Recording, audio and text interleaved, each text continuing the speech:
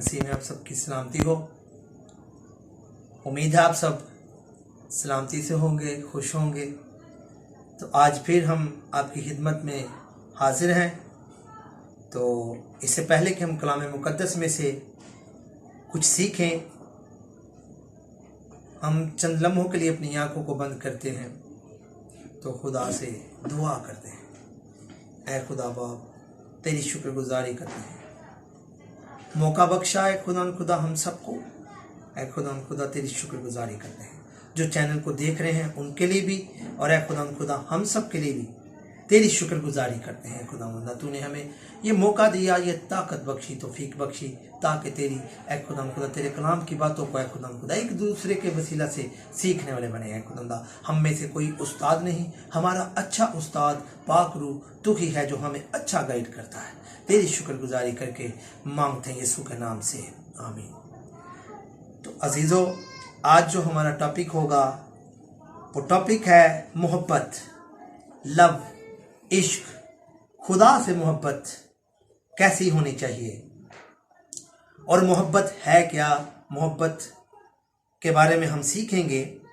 पहला यूहन्ना नए अहदनामा में से पहला यूहन्ना उसका 3 बाब और उसकी 14 आयत, जिसमें लिखा है, हम जानते हैं कि मौत से निकलकर जिंदगी में दाखिल हो गए क्योंकि हम भाइयों से मोहब्बत रखते हैं। जो मोहब्बत नहीं रखता वो मौत की हालत में रहता है। खुदावंद के कलाम पे पढ़े और सुने जाने पर खुदावंद की बरकत हो, खुदा का शुक्र हो। तो यहां पर भी बाइबल हमें बताती है कि जिसके अंदर मोहब्बत नहीं है, जो मोहब्बत नहीं रखता, वो मौत की हालत में है, यानी वो मरा है, वो जिस्मानी रूहानी लिहाज से वो मर चुका है। जिसके अंदर मोहब्बत नहीं है, क्योंकि उसके अंदर गुस्सा होगा, घमंड होगा, मगरूरी होगी, लेकिन मोहब्बत नहीं होगी। तो बाइबल उनके बारे में क्या बयान करती है? जिसके अंदर मोहब्बत ना होगी, बाइबल उसके बारे में साफ साफ बयान करती है। बाइबल में लिखा है जो मोहब्बत नहीं रखता वो मौत की हालत में है। उसकी हालत ऐसी है जैसे वो मौत की हालत में है। इसी तरह हम देखेंगे पहला यूहन्ना और उसका 4 बाब और उसकी 7 आयत में क्या लिखा है। निकालिए मेरे साथ पहला यूहन्ना 4 बाब और उसकी 7 आयत, जिसमें लिखा है, ऐ अजीजों, आओ हम एक दूसरे से मोहब्बत रखें क्योंकि मोहब्बत खुदा की तरफ से है। यह मोहब्बत दरअसल है ही खुदा की तरफ से। यानी अगर हमारे अंदर मोहब्बत नहीं है तो वो हमारे अंदर कोई और चीज काम कर रही है। हमारा मुखालिफ वही है जिसके अंदर घुमंड, तब भी घुमंड आया था और अब भी वो दुनिया को अपनी तरफ खींचने की कोशिश में रहता है, लोगों को गुमराह करता है। उनमें से मोहब्बत उठ जाती है। कैसे? शैतान के वसीला से। शैतान उनके अंदर उल्टी ऐसी बातें डाल देता है, नेगेटिव सोचें डाल देता है, नेगेटिव बातें डाल देता है। उसकी वजह से उनके अंदर मोहब्बत खत्म हो जाती है और इंसान आखिरकार मौत की तरफ धकेला जा रहा है।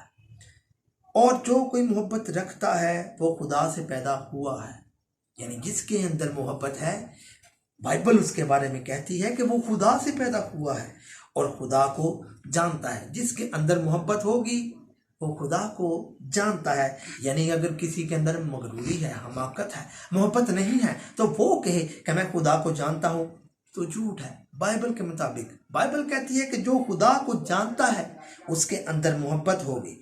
जो मोहब्बत नहीं रखता वो खुदा को नहीं जानता। साफ साफ बाइबल बताती है कि जो मोहब्बत नहीं रखता वो खुदा को नहीं जानता, क्योंकि खुदा मोहब्बत है। क्योंकि अगर उसके अंदर मोहब्बत नहीं है तो वो कैसे कह सकता है कि मैं खुदा को जानता हूं?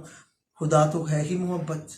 बाइबल बताती है जो मोहब्बत खुदा को हमसे है वो इससे जाहिर हुई कि खुदा ने अपने इकलौते बेटे को दुनिया में भेजा। कितनी खास मोहब्बत है! इकलौते बेटे को भेजा हमारी खातिर, हमारे गुनाहों की खातिर, ताकि हम लोग बच जाए, ताकि हम उसके सबब से जिंदा रहें, यीशु के सबब से जिंदा रहें, उसकी सलीब के सबब से जिंदा रहें, उसकी कुर्बानी के सबब से जिंदा रहें।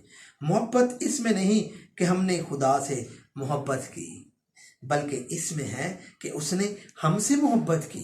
ये मोहब्बत नहीं कि हम खुदा से मोहब्बत रखते हैं, ये मोहब्बत है कि खुदा हमसे मोहब्बत रखता है। ऐसी मोहब्बत कि उसने अपना इकलौता बेटा हमारे लिए, हमारी खातिर कुर्बान कर दिया। उसने हमें अपनी शबीह पर बनाया। ये बड़ी मोहब्बत है।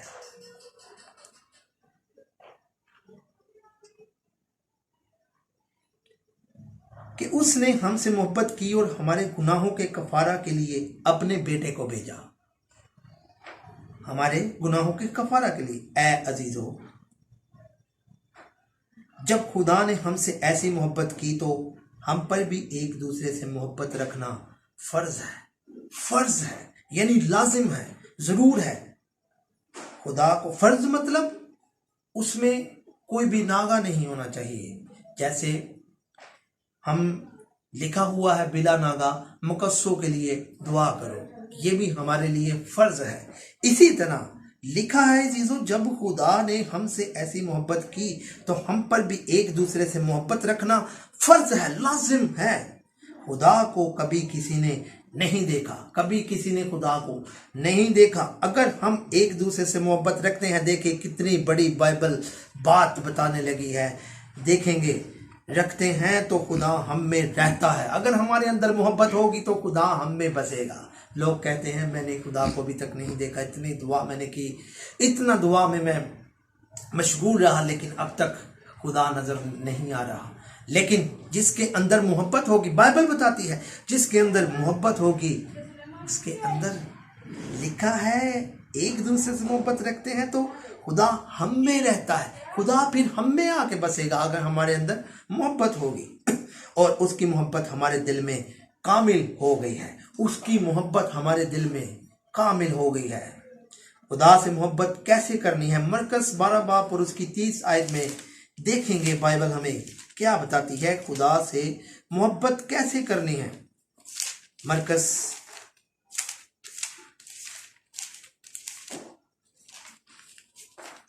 उसका 12 बाब मेरे साथ निकालिए। जिनके पास बाइबल है जरूर निकालिए, बाइबल में से देखेंगे। मरकस उसका 12 बाब और उसकी 30 आयत में क्या लिखा है। और तू खुदावंद अपने खुदा से अपने सारे दिल और अपनी सारी जान और अपनी सारी अकल और अपनी सारी ताकत से मोहब्बत रख। अगर खुदा को जानना है, अगर कोई शख्स कहता है कि मैं खुदा से बड़ी लगन रखता हूँ, खुदा में हर वक्त मसरूर रहता हूँ, लेकिन बाइबल बताती है कि पूरे दिल से, सारे दिल से और अपनी सारी जान से, सारी अकल से और सारी ताकत से, जितनी हमारे पास ताकत होती है सारी ताकत से क्या कर, खुदा से मोहब्बत रख। रोमियो 5 बाब और उसकी 8 आयत में देखेंगे। रोमियो 5 बाब और उसकी 8 आयत में क्या लिखा है। बाइबल हमें मोहब्बत के बारे में क्या बताती है। लेकिन खुदा अपनी मोहब्बत की खूबी हम पर यूं जाहिर करता है कि जब हम गुनाहगार ही थे तो मसीह हमारी खातिर मुआ। कैसी मोहब्बत है। लेकिन खुदा अपनी मोहब्बत की खूबी, ये खुदा की मोहब्बत की खूबी है। कैसी खूबी है कि हम पर यूं जाहिर करता है कि जब हम गुनाहगार ही थे तो मसीह हमारी खातिर मुआ। कितनी खास मोहब्बत है, कैसी अजब मोहब्बत है। इमसाल 3 बाब और उसकी 12 आयत मेरे साथ निकालिए। पुराने अहदनामा में से इमसाल की किताब उसका 3 बाब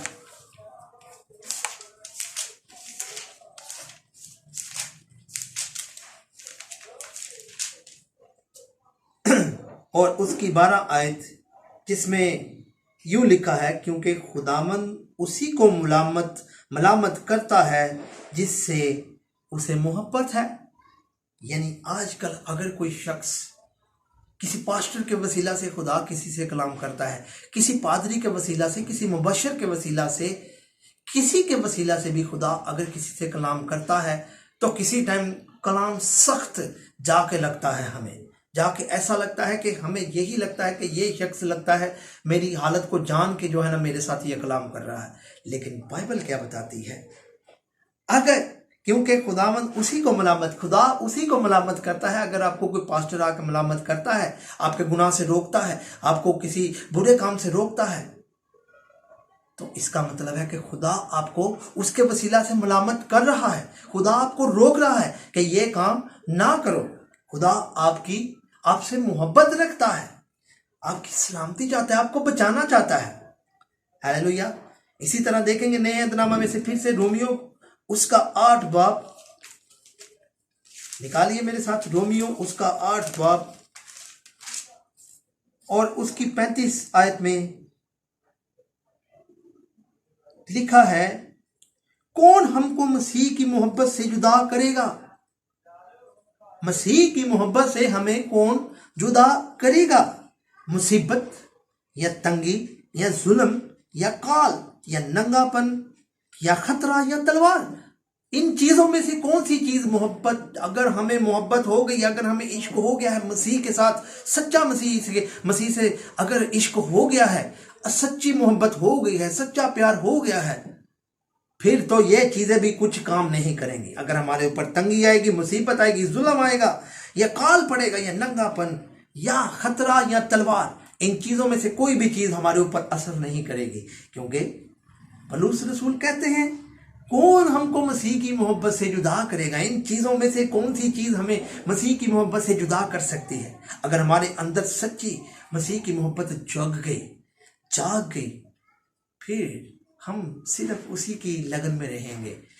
जिसको इश्क हो जाता है, वो दुनिया की तमाम सोचों से, फिक्रों से आजाद होके उसके साथ, उसी की सोच में रहता है, उसको मनाने की कोशिश में रहता है, उसके हुक्मों पर अमल करने की कोशिश में रहता है। इसी तरह इमसाल उसका 10 बाब और उसकी 12 आयत में फिर हम देखेंगे, पुराने अहदनामा में से फिर इमसाल उसका 10 बाब और उसकी 12 आयत में क्या लिखा है देखेंगे। अदावत झगड़े पैदा करती है, लेकिन मोहब्बत सब खताओं को ढांक देती है। क्यों जी? अदावत क्या करती है? अदावत क्या है? एक दूसरे से जुदा रहना, एक दूसरे से अलग रहना, इससे पीछे रहना। लेकिन अदावत क्या करती है? मोहब्बत क्या करती है? अदावत का क्या काम है? जुदा रखना, इंसानों को एक दूसरे से अलग करना। लेकिन मोहब्बत जो है, जब हमारे अंदर मोहब्बत होगी तो मोहब्बत के सबब से क्या हो जाएगा?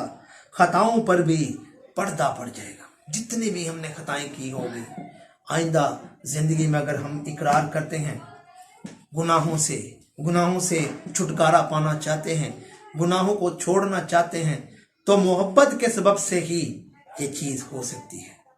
हालेलुया। तो इसी के साथ खुदावंद इस कलाम के वसीला से मुझे और आपको बड़ी बरकत दे। आमीन।